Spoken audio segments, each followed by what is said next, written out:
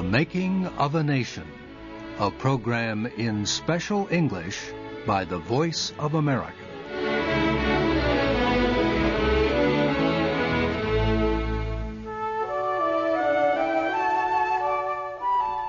In May of 1787, a group of America's early leaders met in Philadelphia. They planned to change the Articles of Confederation, which provided a loose union of the 13 American states. Instead of changes, however, they wrote a completely new Constitution. That political document established America's system of government and guaranteed the rights of its citizens. It is still the law of the land. I'm Frank Oliver. Today, Richard Rail and I continue the story of the Constitution. Last week, we told about the most serious question facing the convention in Philadelphia. It was the question of state representation in the national government. Would small states and large states have an equal voice? The convention could not agree on a plan, so it created a special committee to develop a compromise. The convention suspended its meetings for the July 4th Independence Day holiday, but the special committee continued its work. When the convention reopened, the delegates heard the committee's report. This was its proposal. The national legislature would have two houses. Representation in one house would be decided by population. Each state would have one representative for every 40,000 people in that state. Representation in the second house would be equal. Each state would have the same number of representatives as the other states. It was called the Great Compromise. Delegates knew that the success or failure of the convention depended on this agreement. The debate between large states and small states lasted for weeks. The small states truly believed they would lose power to the large states in a national government. Several times they threatened to leave the convention in protest. William Paterson of New Jersey, a small state, spoke. Some of the assembled gentlemen have made it known that if the small states do not agree to a plan, the large states will form a union among themselves. Well, let them unite if they please. They cannot force others to unite. Benjamin Franklin of Pennsylvania, old and in poor health, sat writing quietly during the debate. Now he asked that his words be heard. Franklin asked James Wilson, also of Pennsylvania, to read his statement. Why, he asked, do the small states think they will be swallowed if the big states have more representatives in the national legislature? There is no reason for this fear. The big states will gain nothing if they swallow up the small states. They know this, and so I believe they will not try. For a long time, the delegates could not agree on representation in the legislature, so they debated other parts of the proposal. One involved the names of the two houses of the legislature. The delegates used several names. Most, however, spoke of them simply as the first branch and the second branch. We will speak of them by the names used today, the House of Representatives and the Senate. Next came the questions: who could be elected to the House and Senate? Who would elect them? Delegates did not take long to decide the first question. Members of the House, they agreed, must be at least 25 years old. They must be a citizen of the United States for 7 years, and at the time of election, they must live in the state in which they are chosen. Members of the Senate must be at least 30 years old.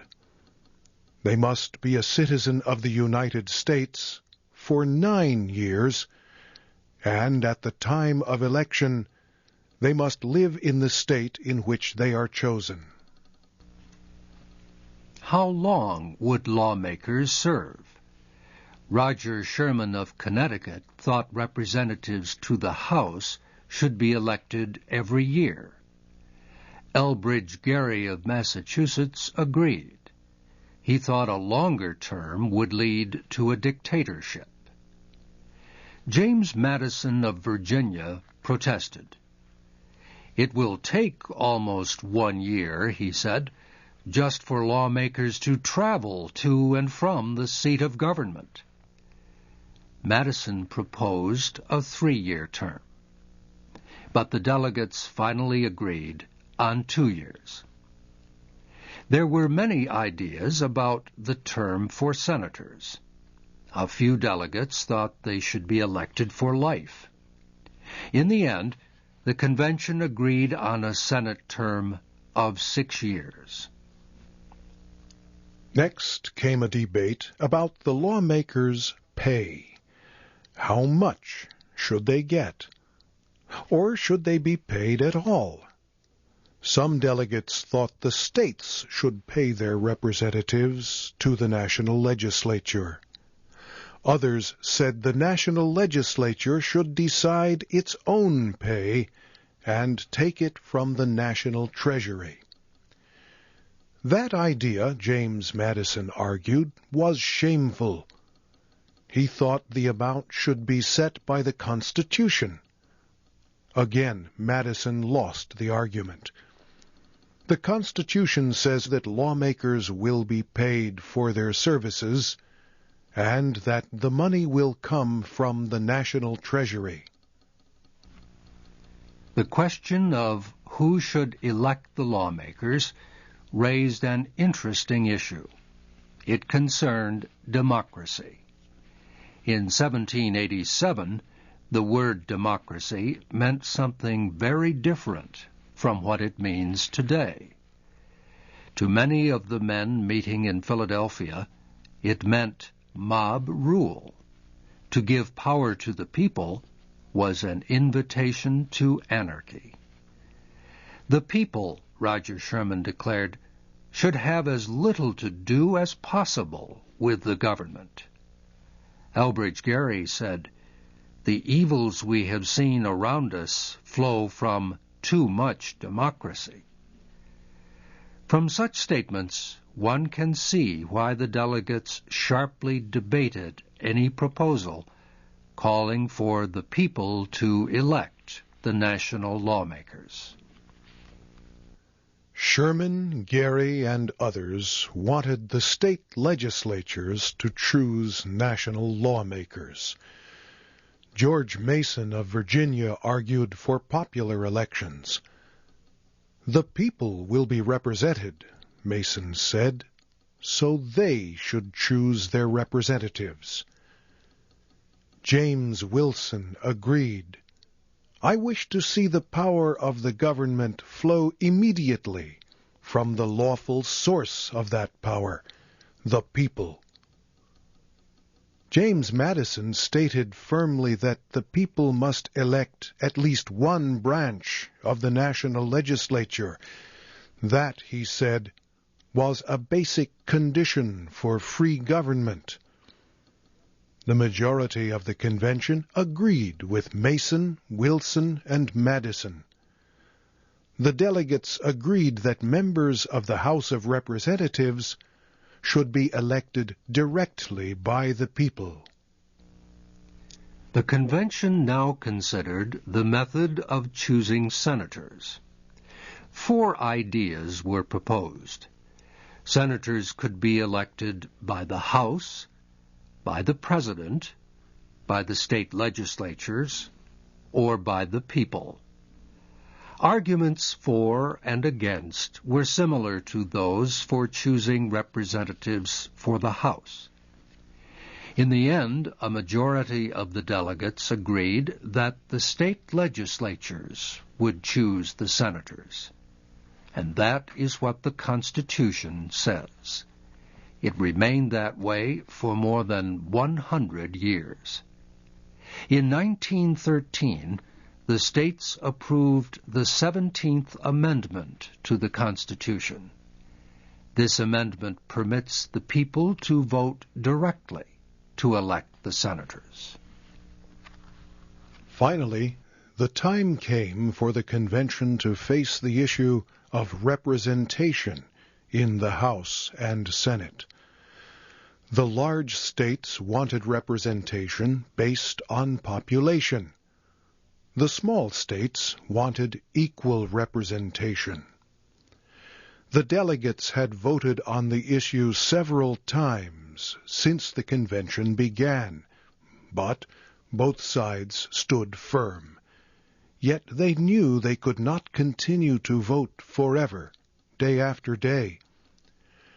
On July 5th, the Grand Committee presented a 2-part compromise based on Roger Sherman's ideas.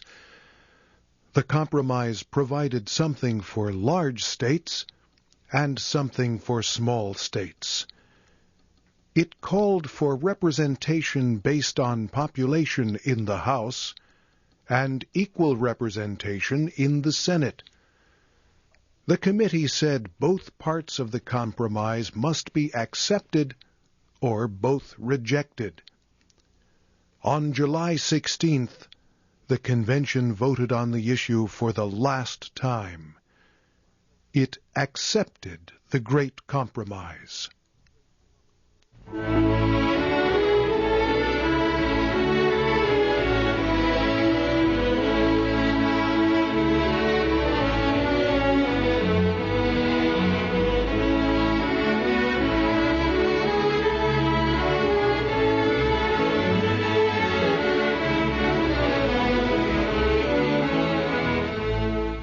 You have been listening to the special English program, The Making of a Nation.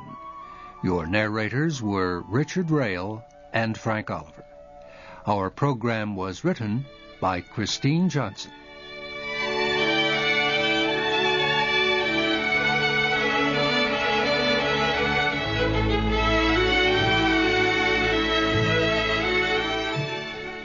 The Voice of America invites you to listen again next week at this same time, when we will continue the story of the United States Constitution. That's The Making of a Nation, a program in special English by the Voice of America.